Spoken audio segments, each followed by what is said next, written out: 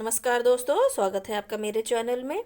आज के इस वीडियो में हम देखेंगे जवाहर नवोदय विद्यालय के सेक्शन सी लैंग्वेज का अनसीन पैसेज। तो चलिए वीडियो को शुरू करते हैं।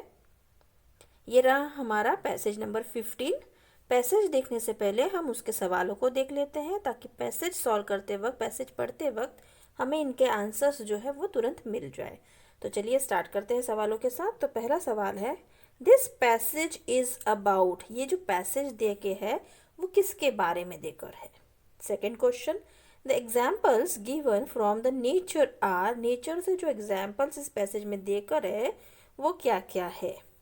Third, the person who works for the benefit of others will reap. जो पर्सन है, जो इंसान है, अगर वो दूसरों के लिए कुछ अच्छा काम कर रहा है तो उसको उसके बदले में क्या मिलेगा, क्या फल मिलेगा। Fourth one, the meaning of the word eternal in the passages. Passage में जो इटर्नल वर्ड है उसका मतलब क्या है। And fifth one, the passage tries to. ये पैसेज हमें कोशिश करता है, क्या चीज़ कहने की कोशिश करता है ये हमें बताना है। तो ऑप्शंस दे के रहेंगे A B C D, 4 options, उसमें से हमें सही जवाब को ढूंढ के टिक करना है। चलिए अब पैसेज को पढ़ते हैं, उसको समझते हैं और इन सवालों का जवाब जो है वो ढूंढते हैं। तो ये रहा हमारा पैसेज। लाइन से आपको मैं एक एक लाइन अच्छे से समझा देती हूँ। Trees stand all day in the hot sun but give shade to others. जो पेड़ है, ट्री, वो धूप में पूरे दिन खड़ा रहता है लेकिन वो दूसरों को छाया देता है, शेड पहुंचाता है। Isn't that rather unselfish of them?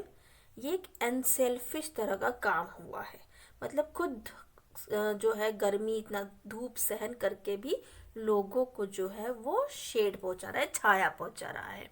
They endure the lashing rains year after year and it provide fruits for others to eat and enjoy। वो जो रेन के थपेड़े है, रेन की जो बहुत जोर जोर से जो बारिश होता है उनको सहता है।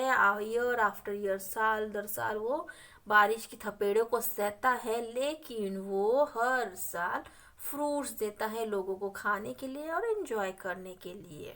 The character of a good man is like that of tree. एक अच्छे इंसान का जो कैरेक्टर होता है वो बिल्कुल इस ट्री के जैसा होता है, जो खुद सहता है लेकिन दूसरों को खुशियाँ पहुँचाता है, खुशियाँ देता है।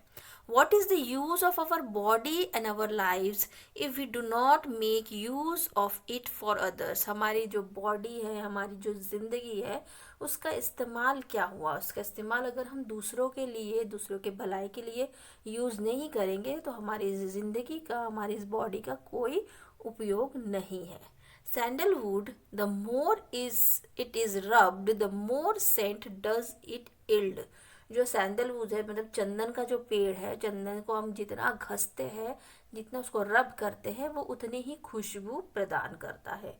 Like sugar cane the more it is peeled and cut into pieces the sweeter does it taste. जितना उसका हम छिलका निकालते हैं, जितने उसको छोटे छोटे पीसेस में करते हैं, जितना उसको हम क्या करते हैं, उसको बिला निचोड़ते हैं, उतना ही वो स्वीट होते जाता है, उतना ही वो अच्छा मीठा बनते जाता है।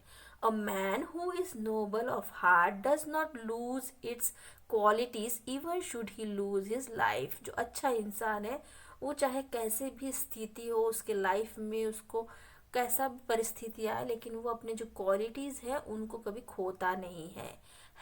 Happen what may, the person who works for the benefit of others will only reap joy and gratitude and eternal life।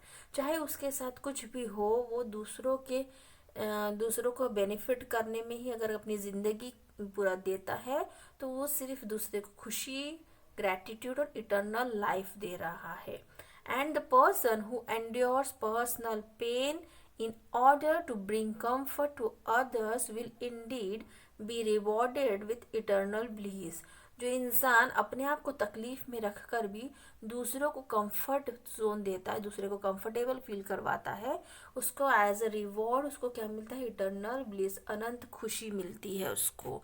अनंत खुशी, इटर्नल मीन्स अनंत, जिसका कोई अंत नहीं हो, ऐसा वो अपने उसको रिवॉर्ड भी मिलता है, इतनी खुशी उसको मिलती है। अगर वो खुद पेन में है लेकिन दूसरों को वो मतलब अच्छा, अपने तरफ से अच्छा देने की कोशिश करता है, तो उसको जो भगवान है वो भी उनको अंदरूनी और अनंत खुशी प्रदान करते हैं। तो ये रहा हमारा पैसेज। चलिए सवालों को देखते हैं और उनके आंसर्स को ढूंढने की कोशिश करते हैं। तो ये रहा पहला सवाल। दिस पैसेज इज अबाउट, ये पैसेज किसके बारे में बताया गया है? Unselfishness of as an important quality in the character of man. जी हाँ, अनसेल्फिशनेस के बारे में बताया गया है। जो किसी एक पर्सन है, अगर वो अनसेल्फिश है तो उसके क्वालिटीज क्या क्या है वो इस पैसेज में पूरी तरह से उसको बताया गया है एज अ ट्री का एग्जाम्पल देकर। तो ए होगा इसका राइट आंसर। बाकी ऑप्शंस भी देख लेते हैं। Unselfishness is as an important quality in the character of a tree. Tree के बारे में बताया गया है, लेकिन ट्री को एक एग्जाम्पल के तौर पे देकर इसमें मैन के बारे में बताया गया है। The qualities of a tree and sugarcane, जी नहीं। And the secret of good qualities, ये भी नहीं। मेन होगा ये चारों को अगर हम देखेंगे तो ए बिल्कुल इसका परफेक्ट आंसर होगा। तो first, this passage is all about this unselfishness as an important quality in the character of a man. So right answer is here A. चलिए बढ़ते हैं अगले सवाल की तरफ। ये रहा दूसरा सवाल। The examples given from nature, और नेचर से कौन कौन से एग्जाम्पल देकर है? The rain, the sun, the forest, जी नहीं। रेन तो था बट रेन का नहीं था, ट्री का देकर था। सन का भी नहीं था, वो ट्री का था। फॉरेस्ट का भी नहीं था, तो ये हो गया wrong. Tree, sandalwood and sugarcane, जी हाँ, ये ट्री के बारे में बताया गया था कि धूप में खड़ा रहता है लेकिन दूसरे को छाया देता है। फिर वो बारिश के थपेड़े सहता है लेकिन दूसरे को खुशी देता है। सैंडलवुड जितना घसता है उतना खुशबू पहुंचाता है। शुगर कैन जितना उसको निचोड़ते हैं हम, जितने छोटे छोटे टुकड़ों में काटते हैं उतना ही वो मीठा होता जाता है। तो right answer is here B, tree, forest and sun no, and fruit, trees and man नहीं। Right answer is here B. ये नेचर से जुड़े ये इन तीनों का एग्जाम्पल इस पैसेज में दिया गया था। So right answer is here B. चलिए बढ़ते हैं अगले सवाल की तरफ। ये रहा तीसरा सवाल। The person who works for the benefit of others will reap, जो लोग हैं, जो इंसान जो दूसरे के बेनिफिट के लिए काम करता है वो क्या करता है, क्या बोलता है वो? Sweetly scented sandalwood no, large crop of the sweet sugar cane no, joy, gratitude, eternal life और इटर्नल ब्लीस। जो दूसरे की खुशी के लिए काम करता है वो खुशी देता है, वो ग्रेटिट्यूड देता है, अनंत खुशी और अनंत लाइफ उसको प्रदान होती है। So right answer is here C, personal pain and discomfort is also wrong. Right answer is here C. The person who works for the benefit of others will reap joy, gratitude, eternal life and eternal bliss. अनंत खुशी मिलती है उसे। चलिए बढ़ते हैं अगले सवाल की तरफ। ये रहा चौथा सवाल। The meaning of the word eternal in the passage is, eternal मतलब जो एवर लास्टिंग, कभी न खत्म होने वाला, अनंत। तो कंफर्ट नहीं, एवर लास्टिंग मतलब होता है जो कभी खत्म नहीं होता है। So right answer is here B, temporary also wrong. For 100 years no, 100 year नहीं, अनंत काल तक। So right answer is here B, everlasting का मतलब होता है इटर्नल, जो कभी खत्म नहीं होता है, अनंत काल तक रहता है। So B is the right answer. चलिए बढ़ते हैं अगले सवाल की तरफ। ये रहा पांचवा सवाल।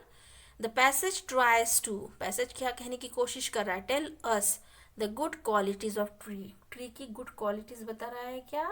वो भी बता रहा है, लेकिन हमें एकदम करेक्ट आंसर देखना है। Tell us how to increase the sweetness of the sugar cane no.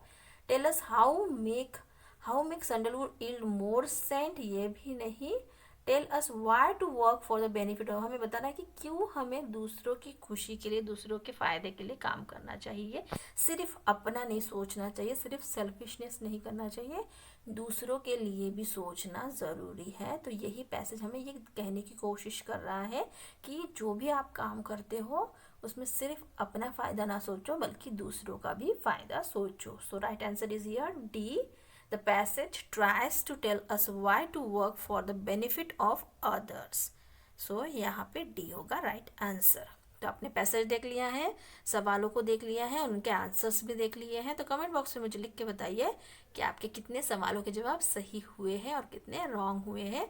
Passage को अच्छे से पढ़िए, पैसेज पढ़ने के पहले सवालों को देख लीजिए ताकि पैसेज पढ़ते वक्त आपको उनके आंसर्स जो है मिल जाए। मेरे इस वीडियो को देखने के लिए आपका बहुत बहुत धन्यवाद। अगर वीडियो पसंद आए तो प्लीज़ एक लाइक कर दीजिए और मेरे चैनल को सब्सक्राइब कर लीजिए। मिलते हैं नेक्स्ट वीडियो में। Till then bye bye.